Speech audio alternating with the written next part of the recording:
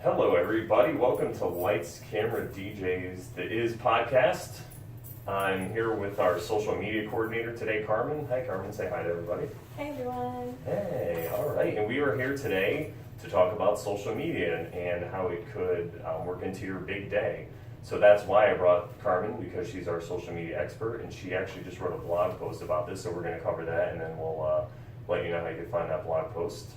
So, Carmen, as far as social media, what's the first thing that you would suggest that people start with? I'd say the first thing, and probably the easiest thing if maybe you're a little intimidated by using social media on your wedding day, is making a custom hashtag. Okay. And what that is something that you can use on Instagram and Facebook and Twitter, and you just make one hashtag, and it's great because you're using it across all three platforms. You want to be unique and creative with the hashtag that you come up with. So, I mean, if you want to be punny, like one of those that I came up with is "Let Us Celebrate" or like "Olive You." Oh yeah, that's a good one. All right. But you can also combine the you and your fiance's name. So maybe like use your last name, hashtag Smiths got hitched 2017, you know? Yeah. So, I mean, sometimes people struggle with the creative aspect or coming up with something that's a little different. So there is a group called Wedding Paper Divas, and you can go on there, and it's a generator, and it generates hashtags for you. Oh, all right. Yeah, so... What's the site?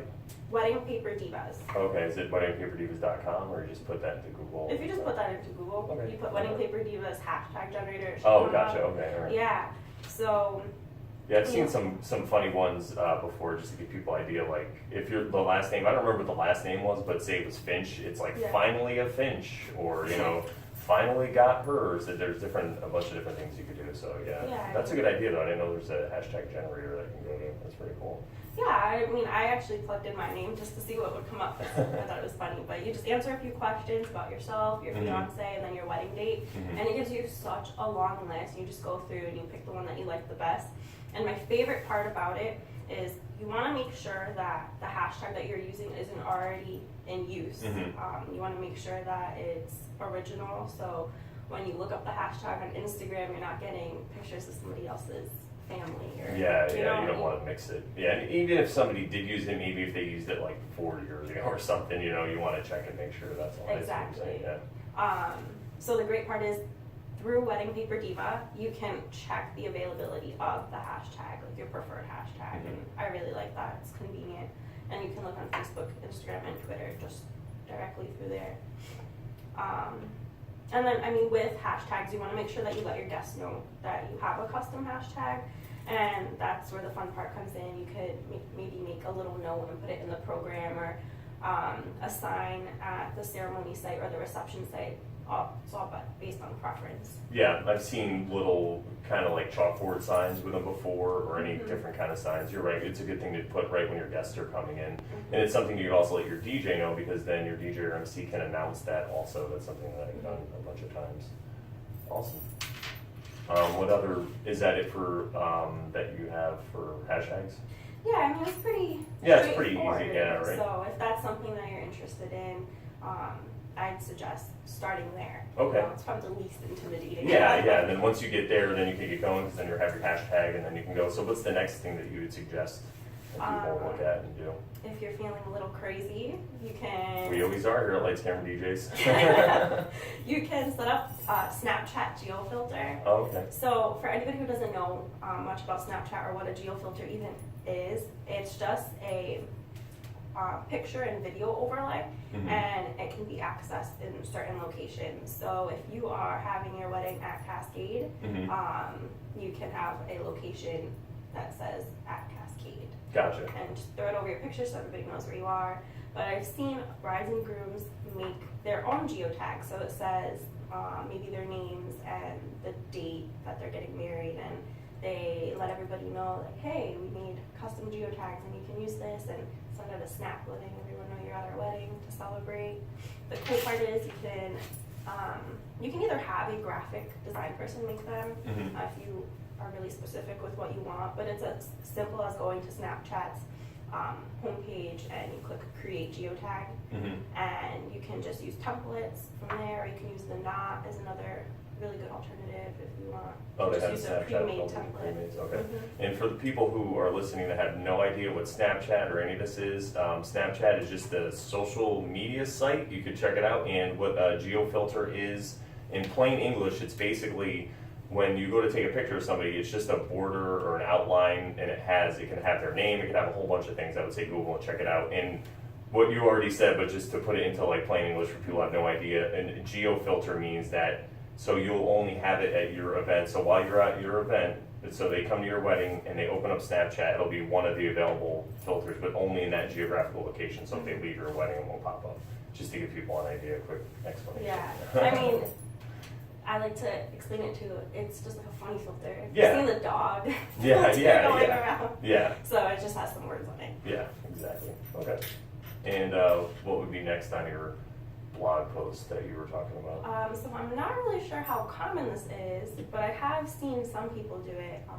Facebook and Instagram let you create live videos. Oh, okay. And I think it's a good alternative if maybe you have a small guest list or you're doing a destination wedding and you decided to get married in the DR. So you want maybe the family and friends who couldn't make it to still be a part of the ceremony. And you can dedicate one person to recording maybe the vows if you want your vows recorded and you want everyone to see that, and the first kiss after you say I do. So the beauty about this is you can choose what you want recorded and what you want to be shared. You don't have to have the entire ceremony shared, you don't have to have the entire reception shared, but I like that because you can just pick what you prefer. So you have somebody else record it for you and then you just go through it and pick what you want? Is that what you're saying? Okay. That's pretty cool. I was actually at a wedding and somebody had their, I think it was their mother that could not make it. She was across the country. So they had her Skype in, or it was either Skype or maybe Facebook chat, video chat. I'm not exactly sure. But they had a iPad set up with a tripod, and she basically watched the whole thing, and then she was there for the introductions and stuff. So it was a pretty another idea that goes with this a little bit. So if you have somebody who can't make it to your event, you could do the Facebook Live thing, or you could do the Skype or the video chat, or any way you want to do it. I mean, Apple has their way too. So I think that's another thing just to throw in there. I like that one. That's probably a really good idea too. Yeah. I forgot about Skype, to be honest. Yeah, it's not really a social media per se, but it's just it's a way to include people who might not be able to make it. There's somebody that's special for your big day. What else you got?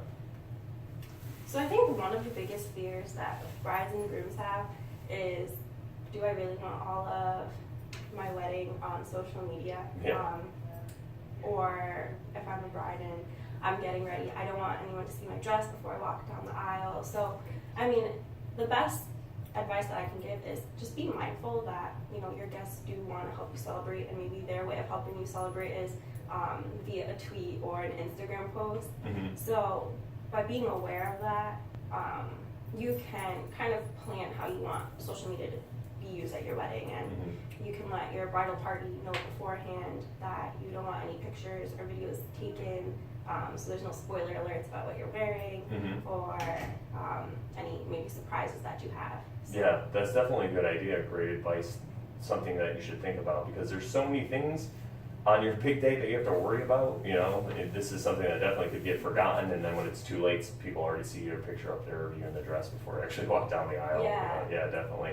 Also, a lot of people have been doing unplugged ceremonies. That's a new thing that's pretty popular lately, and basically what that is we make an announcement, or the officiant will make an announcement before the ceremony and just tell everybody to put their phones away, turn them off, please don't take pictures, we have the photographer, so this way you guys can be there and everyone can be there and enjoy the event without, you know, including anyone else. So this way you have the pictures just at the photographer token. It's kind of like a way to be more present, I would say, but have your guests there. So that's another good suggestion as far as social media goes, if you guys want to do that. All right, is there anything else that you could, any other things you want to talk about? Or? I mean, the only other thing I would say is what's great about social media, you don't have to just use these for maybe weddings, but if you're doing a corporate event or you're Mhm. doing like a quinceañera or Sweet 16, these are things that can be implemented into Oh, yeah. your event. So it's not just limited to weddings, and that's Definitely. the cool part. Yeah, yeah, that's one thing I've noticed with social media.